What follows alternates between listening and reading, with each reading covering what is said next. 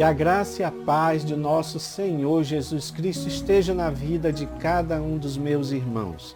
Que bênção nós estarmos aqui, meus irmãos, mais uma vez, para falarmos a respeito das lições bíblicas do segundo trimestre de 2023, que tem esse tema muito interessante, relacionamentos em família, superando desafios e problemas com exemplos da palavra de Deus. E agora nós vamos falar de fato de uma família que realmente teve muitos problemas. Tanto é que o tema da nossa lição, que é a lição de número 9, diz assim: uma família nada perfeita. É isso? E é muito interessante porque essa família de fato tem muitos problemas, teve muitos problemas e que são importantes para nós analisarmos, tá bom? Meus amados, nós temos aqui o textuário que diz: não erreis, Deus não se deixa escarnecer, porque tudo que o homem ceifar, tudo que o homem semear, isso também ceifará. Gálatas 6, 7.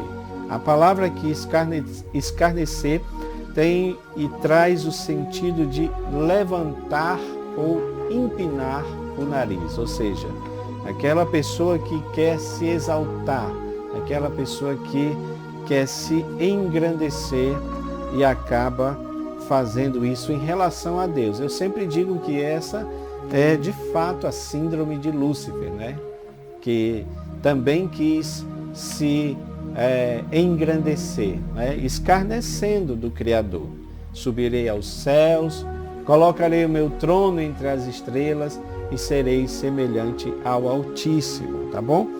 Meus amados, a nossa verdade prática diz: tudo o que os membros da família levantarem, plantarem, né, colherão. Essa é uma lei universal de que Deus pode, universal de Deus, que pode ser constatada na própria natureza. Ou seja, a própria natureza atesta sobre este fato. E nós temos aqui também, meus irmãos, o nosso gráfico esboço, tá bom?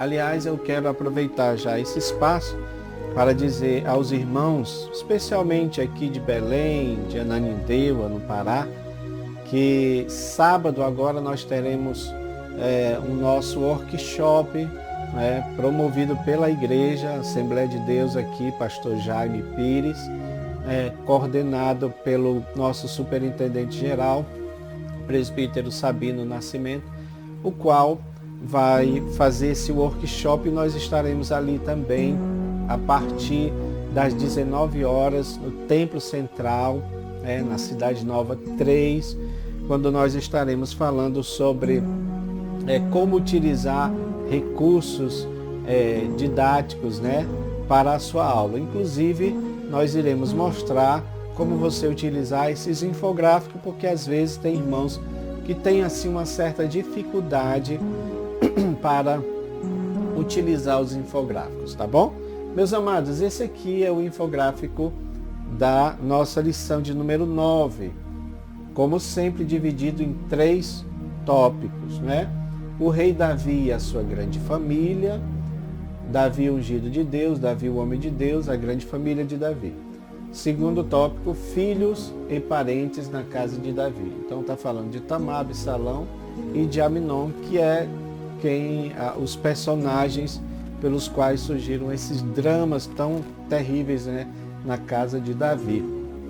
E o terceiro e último tópico fala do problema moral na família de Davi, consequências da sua falta de domínio próprio, ainda em decorrência do seu pecado com Betseba, incesto e morte na família, que é mais ou menos uma repetição do que fala, uma repetição mais detalhada, do que fala no tópico 2. E por último fala de vigilância, proximidade e exemplo. São 3 coisas importantes que os pais devem ter em relação aos seus filhos. Então, meus amados, essa lição ela está muito importante porque aborda todos esses temas relevantes para o nosso aprendizado enquanto pais, Eu agora sou avô, então, claro que nós vamos tentar passar isso também para os nossos netos, né? Meus amados, tópico 1, o rei Davi e a sua grande família. E nosso subponto fala Davi ungido por Deus. Vocês sabem que quando fala de ungido, está falando de consagrado, alguém que é consagrado, alguém que é separado para um serviço, para um trabalho específico de Deus. E aqui eu gostaria muito de nós fazermos alusão, irmãos, porque a gente não pode perder o ponto, digamos assim, micro, né? Aqueles pontos, mas também não podemos perder a visão panorâmica do plano de Deus. Porque ter um ungido, ter um Messias, digamos assim, está dentro daquela proposta de Deus de Gênesis 3,15, quando disse, né, que o descendente da mulher esmagaria a cabeça da serpente. Então já está falando ali que Deus traria a esta terra um Messias salvador, alguém que iria redimir os pecados da humanidade. E é claro que se isto veja como tudo tem um propósito, se isto era um desejo de Deus de trazer um Salvador para a humanidade, é claro que isso teria que acontecer por meio de alguém, por meio de uma família, não é? Que foi exatamente Davi. Quando Deus promete para Davi, quando Deus unge Davi, ele está prometendo que faria dele uma descendência, e essa descendência ela seria longa, ela seria completa, tá bom? Então, dessa forma, Deus prometeu, não é, que viria o Salvador, e o Salvador viria de alguém a quem o Senhor faria uma aliança. Então o Senhor fez uma aliança com Davi, prometendo que a descendência dele seria grande, seria ampla e que o trono de Davi seria perpétuo. Como é que isso poderia acontecer? Porque o Salvador da humanidade viria da descendência de Davi. Por isso que Cristo é chamado Filho de Davi, tá bom? Isso eu acho que é algo importante para a gente pontuar, tá bom? Para que a gente entenda como foi o plano da salvação que Deus criou para a humanidade, tá? Davi também era o homem de Deus, né? Homem de Deus. Porque a partir do momento que ele foi ungido, o Espírito do Senhor ficou sobre ele, né? Por isso que ele realizou grandes feitos, e não só isto, não só como libertador de Israel, não só como alguém que foi realmente usado, porque humanamente falando, não é possível que alguém, um garotinho, não é, apenas com uma funda, apenas, não é, com aquele estilingue, como se diz, pudesse vencer um gigante de 2,40 m de altura aproximadamente, né? Se não fosse pelo Espírito de Deus, né? Isso é o primeiro feito de Davi, mas tem vários outros, inclusive também aquilo que Davi deixa como um grande poeta de Israel, como grande adorador, porque esta era uma das funções assim primordiais na vida de Davi, né? Algo que praticamente nenhum outro rei em Israel demonstrou esta característica adoradora de Davi, não é? Uma das funções de Davi, irmãos, como o regente de Israel, como o rei segundo o coração de Deus, porque não estava errado, não é? A monarquia ser instalada em Israel, não é? Porque antigamente, você sabe, era mais o governo teocrático através do juiz, através dos profetas, através dos sacerdotes. Mas agora você tem instalado aqui, a partir de Saul, a monarquia. Esta monarquia não estava errada, porque o Messias teria que vir, porém teria que ser alguém diretamente do coração de Deus, e este foi Davi, né? Qual era a função primordial de Davi, irmãos, segundo a palavra de Deus, segundo a lição que nós aprendemos aqui, era reunificar a nação, unir a nação, né? Então, aos poucos, as tribos foram reconhecendo a autoridade real de Davi, e Davi assim unificou a monarquia e foi vitorioso em tudo que o Senhor fez ele realizar. É importante nós entendermos essa questão da reunificação. Por quê? Porque você tem ali uma nação fragmentada em 12 tribos, né? Essas 12 tribos, embora eles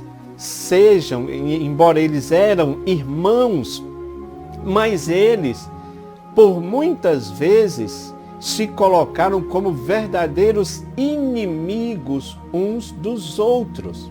Isso é um fato, né? Basta você lembrar do que aconteceu com os homens da tribo de Benjamim, narrado lá no livro de Juízes, onde a Bíblia chama aqueles homens de filhos de Belial. Por que a Bíblia os chama de filhos de Belial? Porque de fato eles fizeram algo terrível contra o outro irmão da sua tribo, né? Eu estou falando aqui no singular, mas a verdade é que as tribos se uniram ali para guerrear contra Benjamim, que não se arrependeu, que não entregou aqueles homens malignos que fizeram aquilo com a esposa do levita, que todos vocês se lembram. Então veja, meus irmãos, a nação que era para ser uma nação unida, você vê isso no Salmo 133, quão bom e quão suave é que vivam unidos, irmãos. Aquilo está falando da unificação, da união da tribo. Aquilo está falando das tribos que vinham, né, das suas localidades para adorar em Jerusalém. Então, eles deveriam estar unidos, eles deveriam estar juntos, eles deveriam estar como uma grande nação. E Davi foi este que conseguiu unir.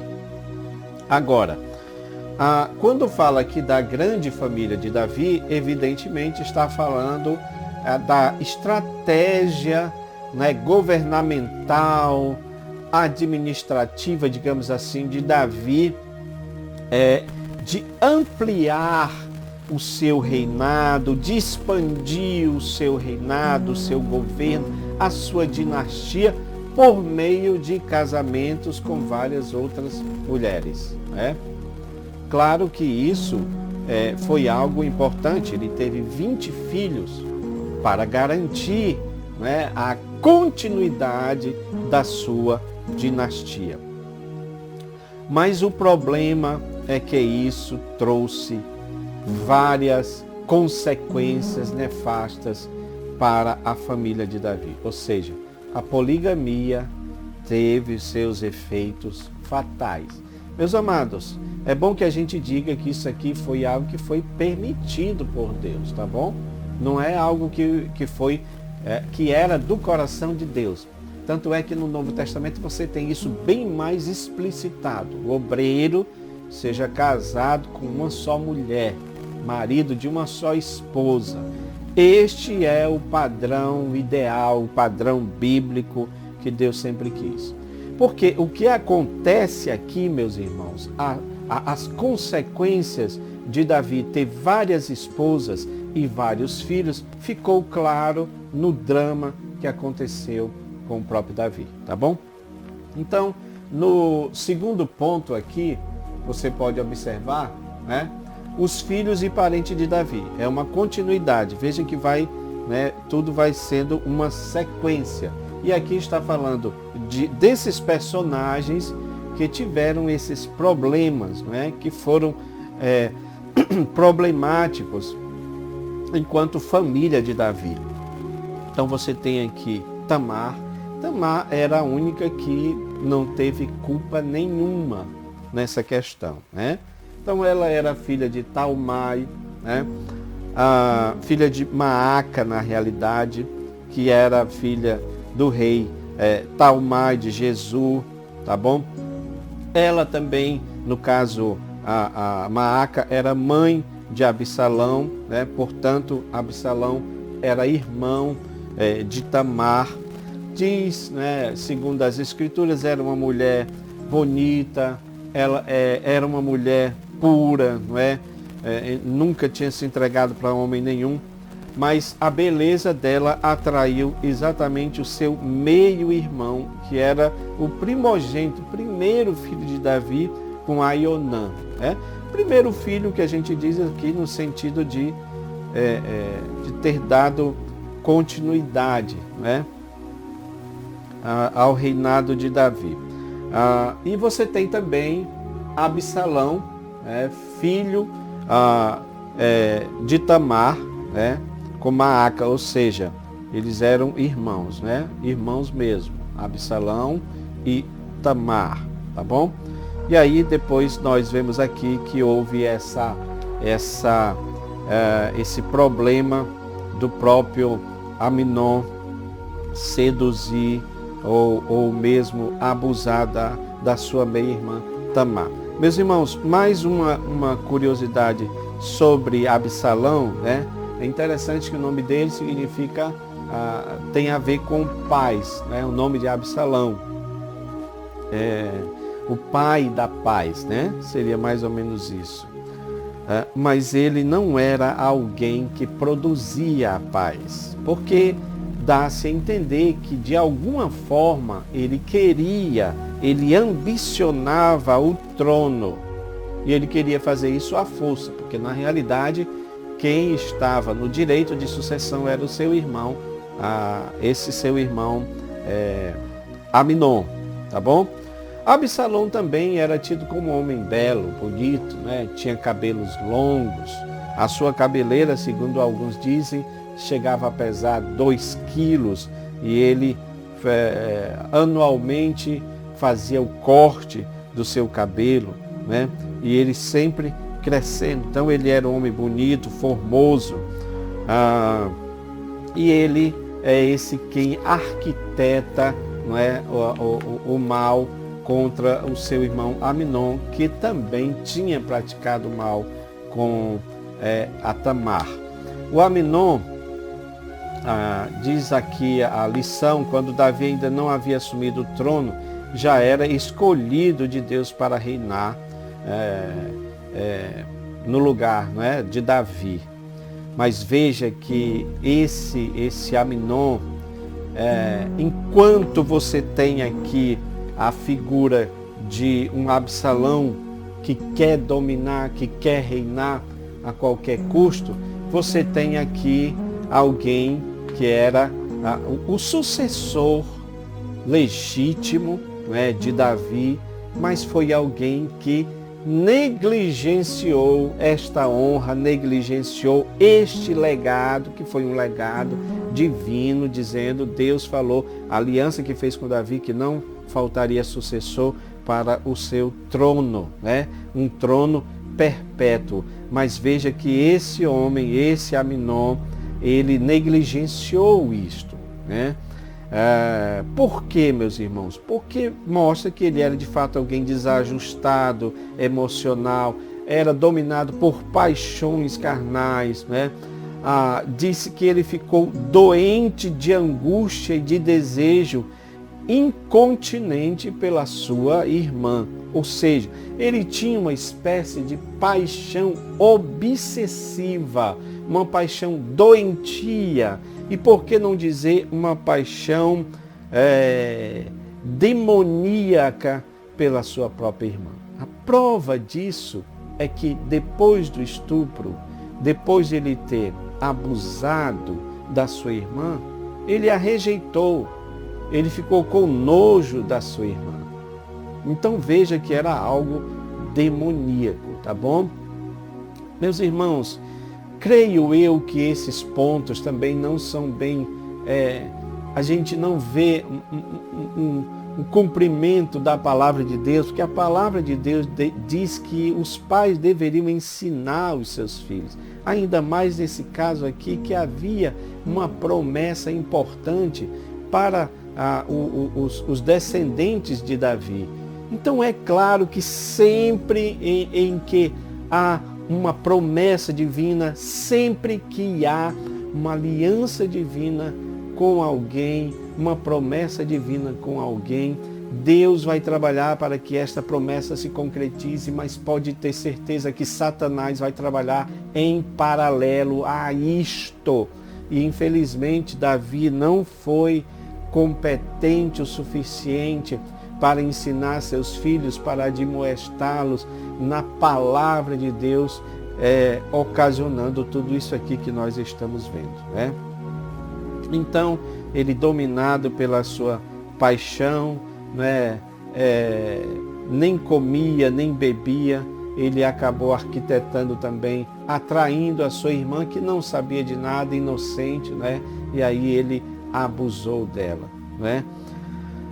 E aí você tem também, meus irmãos, a figura desse Jonadab, que foi alguém que, né, foi responsável por trazer maus conselhos, porque penso eu que são essas pessoas as que são mais devotadas a abrir o seu coração para Satanás entrar com seus conselhos. Satanás se utiliza de pessoas, de seres humanos, para trazer conselhos que são destrutivos, e esse Jonadab foi esse que foi responsável por colocar esses maus pensamentos, né, em Aminon, aconselhá-lo para o mal, e foi exatamente isso que aconteceu, culminando então com esse incesto, e que foi terrível, né? Meus amados, no segundo ponto, na verdade no terceiro ponto aqui, nós temos o problema moral na família de Davi. Para nós partirmos aqui para o final. As consequências da sua falta de domínio próprio, né?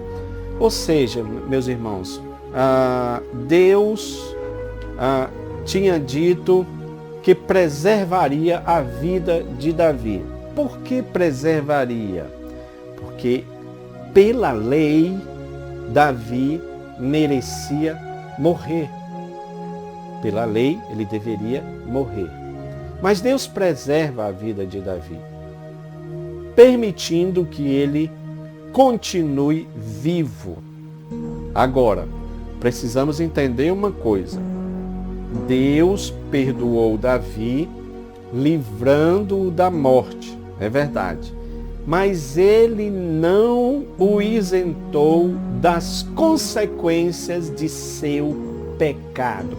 Isto é algo que precisa ser dito até para os críticos em relação a Deus, o relacionamento de Deus com Davi.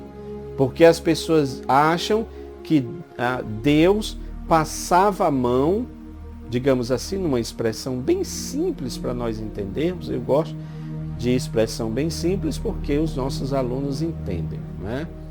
Deus aliviava Davi, né? Apesar de todos os pecados que ele cometia. Isto não é uma verdade. Porque Deus não tem o culpado por inocente, o inocente por culpado. Precisamos entender que nós servimos a um Deus justo. Precisamos entender que servimos a um Deus que exerce misericórdia.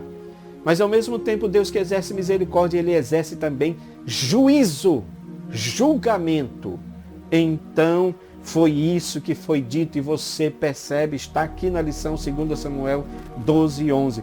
Eis que levantarei da tua mesma casa, ou seja, casa que é família, levantarei da tua mesma família o mal sobre ti.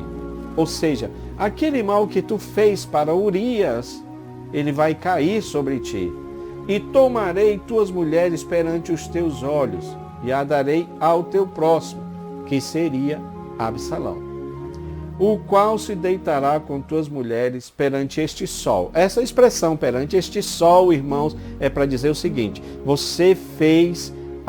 você cometeu o pecado de adultério com Betseba no escuro, ou seja, no oculto.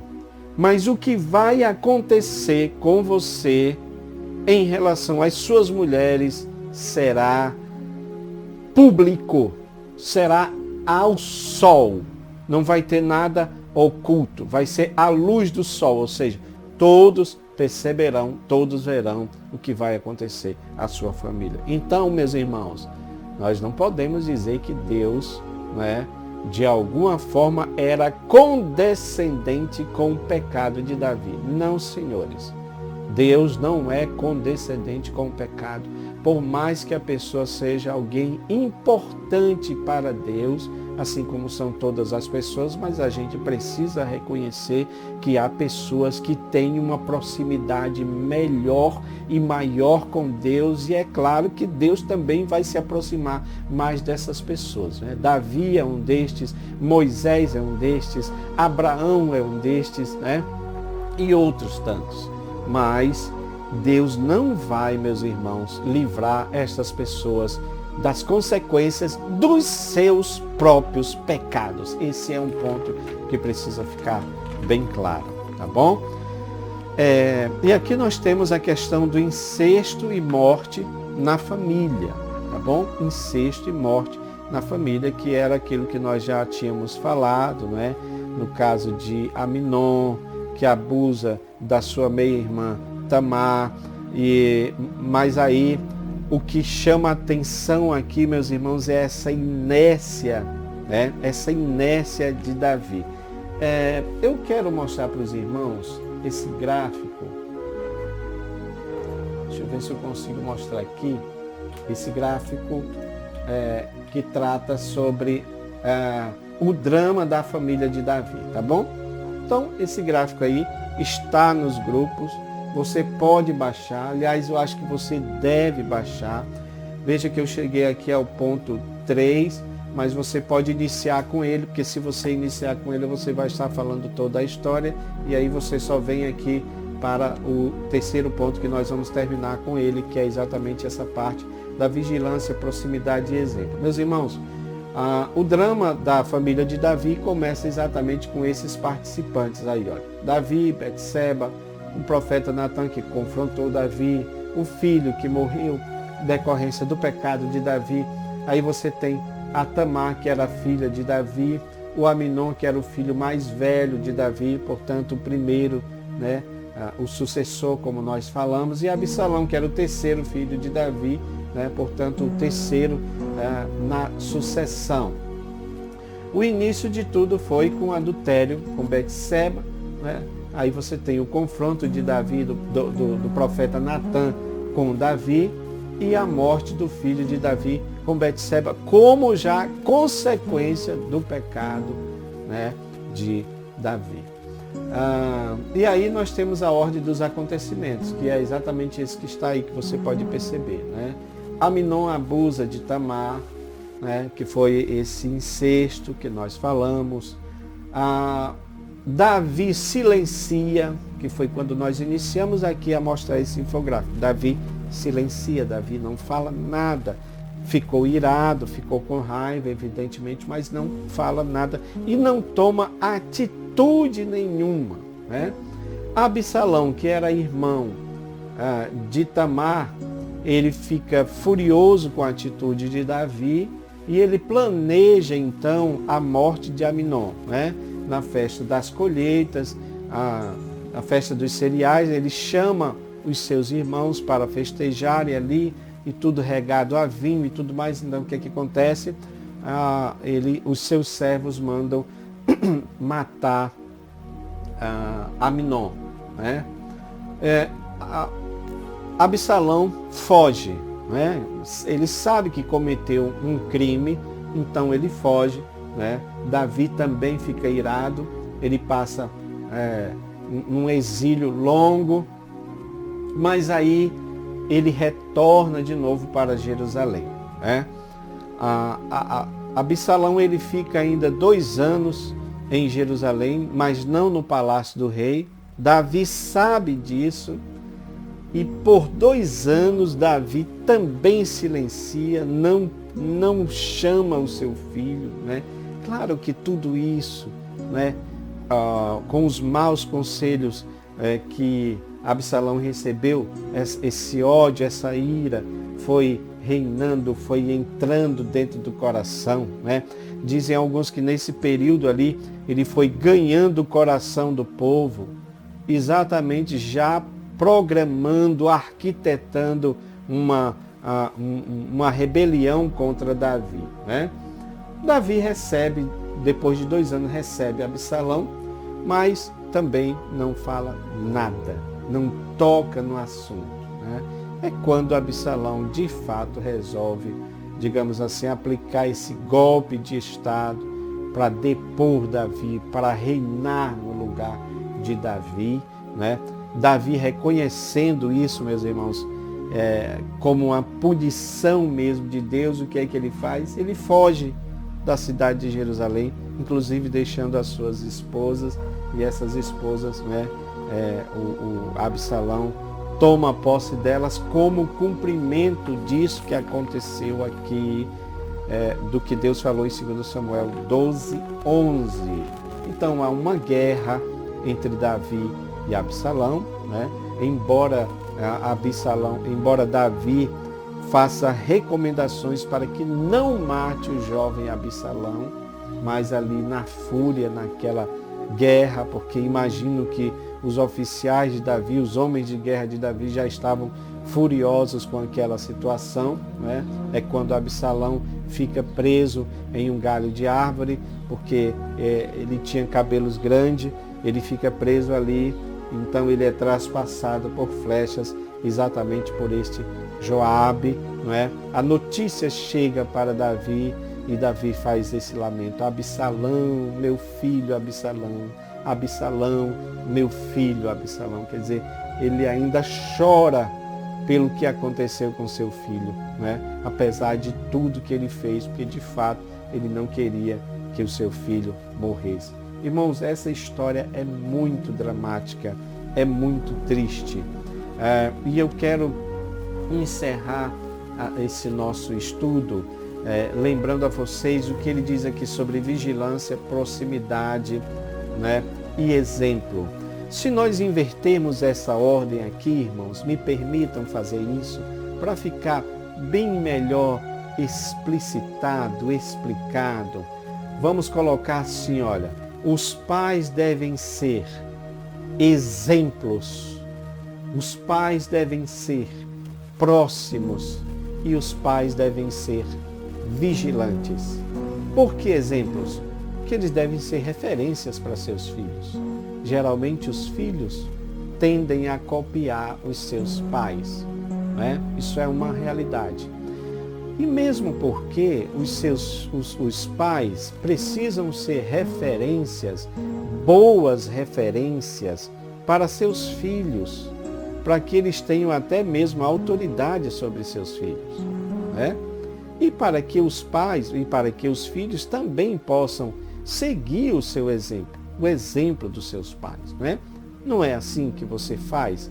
Não é assim que você agiu com seu pai? Mesmo em que em alguns momentos eles não foram boas referências, e os filhos precisam ter esse discernimento para entender que naquilo que os pais são coerentes com a palavra de Deus, com o Evangelho, com a Bíblia Sagrada, nós devemos seguir. Naquilo que eles não são referência, naquilo que eles não estão copiando o exemplo bíblico, nós também não podemos seguir, né? Mas os pais precisam também ser próximos aos seus filhos. Significa o quê, irmãos? Ter cuidado com eles, cuidar bem dos seus filhos, dar amor aos seus filhos, dar carinho aos seus filhos, né? Acompanhar o processo. Eu acho importante uma coisa que é dita aqui no auxílio devocional, irmãos. Olha, muito interessante isso. Diz assim, ó: por ser pode ser surpreendente, mas frequentemente as pessoas mais bem-sucedidas, segundo os padrões do mundo, ou seja, as pessoas ricas, são também as que são os pais mais terríveis, né? Isso é uma realidade. Às vezes, pastores renomados não são presentes, não são próximos aos seus filhos. Grandes empresários não são próximos aos seus filhos. Isso é uma realidade, tá bom? E para nós encerrarmos essa parte, os pais devem ser, além de referência, de exemplos, além de estar próximos aos seus filhos, eles precisam ser vigilantes em relação aos seus filhos. Ou seja, estar atento a tudo. O pai não pode ser relapso. O pai não pode ser negligente. Ele tem que estar vigilante contra todo mal que possa surgir contra os seus filhos. O meu pai, ele sempre dizia algo muito importante. Muitas vezes, quando o diabo não consegue atingir os pais, ele procura atingir os filhos, e especialmente se os pais não são vigilantes em relação à criação dos seus filhos, tá bom? Então vamos colocar isso em nossa mente, no tratamento dos nossos filhos. Meus irmãos, para encerrar, eu gostaria de, mais uma vez, incentivar vocês para olharem esse auxílio devocional, que é muito interessante. Ele diz aqui, olha, como arruinar, como destruir a vida de seus filhos. 3 pontos importantes. Primeiro, fique zangado com eles, mas não castigue. É importante castigar? Sim. Não quer dizer necessariamente que você vai bater no seu filho. Aliás, Provérbios fala sobre isso. Castiga o teu filho, mas não para o matar. Ou seja, não seja exagerado na dose, né? Os estudiosos do comportamento humano até dizem que esse castigo não precisa ser físico.